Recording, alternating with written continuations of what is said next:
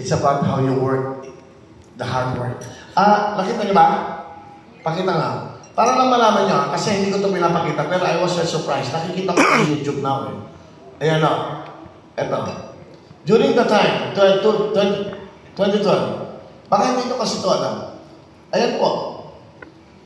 I paid 63.9 million for 1 year.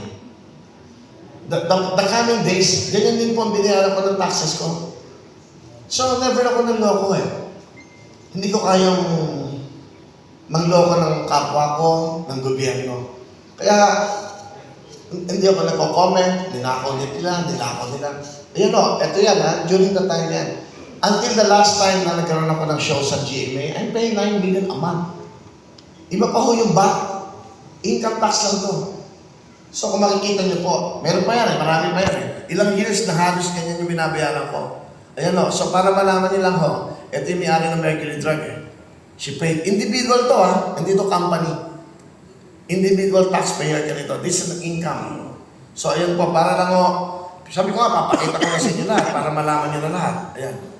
So yan po lahat yung, tapos wala kayong madidinig sa akin. Sinasabi nila, dapat magsalita ka, nagbayad ka ng tax mo.